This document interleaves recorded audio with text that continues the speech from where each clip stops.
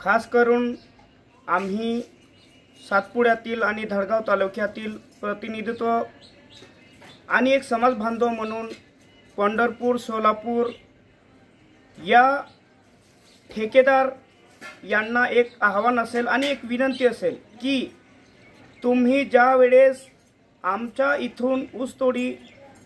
कामगार यांना तुम्ही ज्या वेळेस घेऊन जातात त्यावेळेस तुमची एक कायदेशीर जबाबदारी बसते की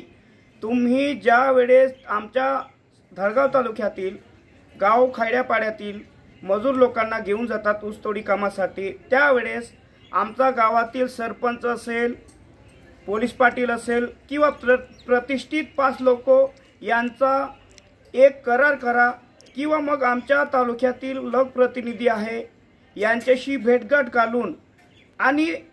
माननीय पोलीस स्टेशन धडगाव या ठिकाणी तसं पत्र देऊन त्यांची जबाबदारी घेऊन तुम्ही आमच्या इथल्या लोकांना घेऊन जाताना तशी जबाबदारी बाळगून तुम्ही मजुरी कामासाठी आमच्या समाज बांधवांना घेऊन जावे अथवा तुम्ही अशी जबाबदारी कोणतीही गैरमार्गाने घेऊन गेले आमच्या समाजातील लोकांना तर पुढील भविष्यामध्ये जो कोणी घेऊन जाईल बेकायदेशीररित्या त्याच्यावर आम्ही आमच्या समाज बांधवाच्या वतीने कायदेशीर कारवाई करू। त्यासाठी भविष्यामध्ये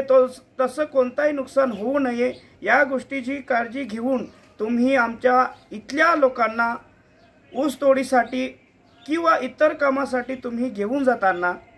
पूर्णतः जबाबदारी पार पाडल्याशिवाय इथून आमच्या लोकांना हलवू नये याची तुम्ही काळजी घ्यावे। आणि तुम्ही ज्या वेळेस आमच्या लोकांना ॲडव्हान्स पैसे म्हणून तुम्ही 2 लाख 1.5 लाख 3 लाख वगैरे जे पण तुम्ही पैसे देतात ते पैसे आधी देऊ नये। जोपर्यंत व्यवस्थितरित्या कायदेशीररित्या करार होत नाही तोपर्यंत कोणत्याही व्यक्तीला तुम्ही पैसे दिले तर ते पैसे तुम्हाला पुन्हा मागता येणार नाही याची तुम्ही देखील दक्षता घ्यावी। हा व्हिडिओ यासाठी बनवला जात आहे की दिवसेंदिवस आमच्या या समाजामध्ये आणि या सातपुडा धडगाव तालुक्यातील समाजांवर अन्याय होतोय हे कुठेतरी आम्हाला दिसून येते। त्यासाठी अशा काही घटना आहे ते घडू नये या गोष्टीची तुम्ही पूर्णतः पालन करावी अशी आम्ही या ठिकाणी आमच्या समाजाच्या वतीने तुम्हाला आवाहन करतो। याच्यात तुमचा सुद्धा हित आहे आणि आमच्या समाजाचा सुद्धा हित आहे आणि असल्यामुळे अशा कोणत्याही गोष्टी बेकायदेशीररित्या करावं नाही आणि करू नये अशी आम्ही पंढरपूर सोलापूर इथल्या लोकांना आणि त्या ठिकाणी असलेल्या ठेकेदारांना विनंती आहे। एवढं सांगतो। धन्यवाद।